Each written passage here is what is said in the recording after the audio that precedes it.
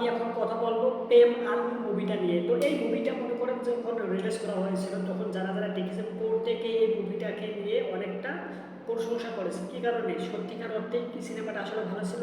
বিস্তারিত কথা বলবো। ওকে, তো এটি একটি সাউথ সিনেমা, সাউথ ইন্ডাস্ট্রি থেকে নির্মাণ করা হয়েছে। ওকে, তো এই সিনেমার মধ্যে যারা অভিনয় করেছেন এখানে কিন্তু কোনো প্রকার সুপারস্টার, কোনো স্টার, কোনো প্রকার মেগা স্টার বা হচ্ছে আপনাদের কাছে বলে থাকি গ্লোবাল স্টার কেউ কেউ তো এরকম কিন্তু কোনো স্টারে এই সিনেমায় ছিল না, কিন্তু তবুও এই সিনেমাটা সুপার ডুপার হিট বা ব্লকবাস্টার।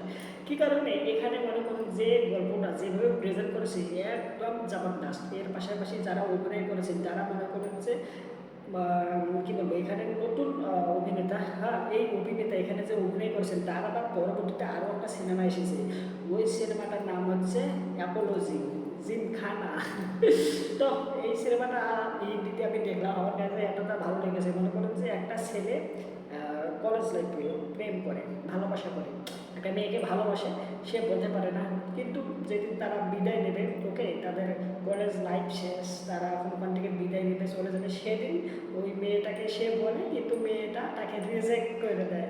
সে কারণ রিজেক্ট করার কারণ হচ্ছে সে অন্য আর একটা ছেলেকে প্রেমে পড়েছে বা ভালোবাসে, যার প্রেক্ষাপটে তাকে রিজেক্ট করে দেন। তো সে মনে করেন যে একটা মেয়েকে ভালোবাসতো, সেই মেয়েটা তাকে রিজেক্ট করে দিল, তাকে না করে দিল, সে কষ্ট পায়, দুঃখ পায়, ওই জায়গা ছেড়ে ও অন্য জায়গায় চলে যেতে চায়। সে সর্বপ্রথম ইউকে বা হচ্ছে আপনারা যাবে লন্ডন, ইংল্যান্ড আমরা বলে থাকি, ইংল্যান্ড বা লন্ডন বা ইউকে, সেখানে যাওয়ার জন্য কী করে এটাকে আপিল করে বা হচ্ছে ফর্ম পূরণ করে বা হচ্ছে অ্যাপ্লাই করে, কিন্তু তাকে প্রথমেই রিজেক্ট করে দেওয়া হয়। ওকে, 6 মাস করে আরও একটা সুযোগ আছে রিঅ্যাপ্লাই করার জন্য।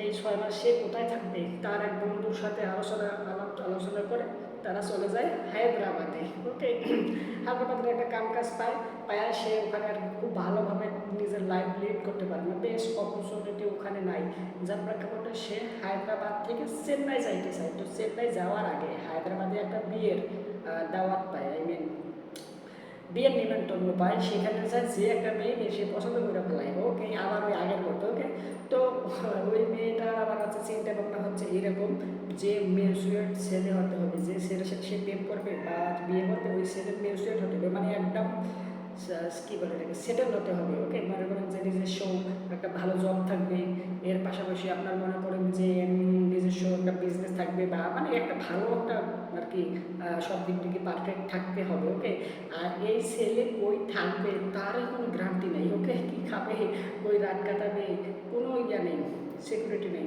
তো ওই ছেলে ওই মেয়েকে পছন্দ করে, হ্যাঁ, কিন্তু ওই মেয়ের চিন্তা ভাবনা পুরোই আলাদা, কারণ সে অলরেডি সেটেল হয়েছে, এমন ছেলেকেই বিয়ে করবে, প্রেমে করবে, মানে ভালোবাসবে এরকম। তো তারপর ভালোবাসাতে কি শেষ পর্যন্ত কি বলে এটাকে সফল হবে না কি হবে না, এটা দেখার জন্য আপনাকে অবশ্যই সিনেমাটা দেখতে হবে। এই সিনেমাটার মধ্যে এক আছে কমেডি, দুই আছে রোমান্টিক, ভালোবাসা, একজন আরেকজনের প্রতি ভালোবাসা। ওকে, এর পাশাপাশি মনে করুন যে রোমান্স আর ভালোবাসা তো একই ভাই। এর পাশাপাশি আমরা কী বলবো, ড্রামা, কমেডি, সিকুয়েন্স, মানে করেন যে সমস্ত কিছু মিলে ছবিটা খুব ভালো হয়েছে। এর সিনেমাটোগ্রাফি, কালার গ্রেডিং, ভিজুয়ালি দেখতে সত্যি খুব ভালো লাগে। আর এখানে বেশ কিছু গান, এর সাথে ব্যাকগ্রাউন্ড মিউজিকটা খুব ভালো ছিল, বেশ কিছু গানও এখানে রয়েছে, গানগুলো শুনতে খুব ভালো লাগে। গানগুলো বাজে আবার মনে করেন যে সিকুয়েন্সের সাথে সাথে সিনেমাটা চলতেছে, বেশ কিছু ক্লিপস এর সাথে সাথে চলে, যেমন তারা বিয়েতে যখন যায়, বিয়ে থেকে যখন বিয়ে বাড়ি থেকে বাসায় আসে, তখন তাদের মধ্যে একটা ইয়ে দেখানো হয়, মিল মহব্বত, তারা আর কি গাড়ি চালাচ্ছে বহু দূরের রাস্তা। ওকে, এর পাশাপাশি ব্যাকগ্রাউন্ড মিউজিক সাথে গান বাজে, মানে একটা তাদের মধ্যে খুনসুটি, মজা, আনন্দ, ফুর্তি, উল্লাস। কি সুন্দর সিনেমা বানাইছে, দেখতে জবরদস্ত লাগে সত্যিকার অর্থে। ওভারঅল আমি যদি বলি এই সিনেমাটা একদম খুব ভালো হয়েছে। এই সিনেমাটা যদি আমি রেটিং করি তাহলে আমি দেব 5/4 রেটিং। ওকে, মানে 5-এর মধ্যে 4। তো আপনারা যারা এখন পর্যন্ত এই সিনেমাটা দেখেননি, আমি ব্যক্তিগতভাবে আপনাদের রেকমেন্ড করবো অবশ্যই এই সিনেমাটা দেখার আপনার খুব জরুরি, কারণ এরকম সিনেমা যদি আপনি না দেখে থাকেন তাহলে দেখবেনটা কি বলেন?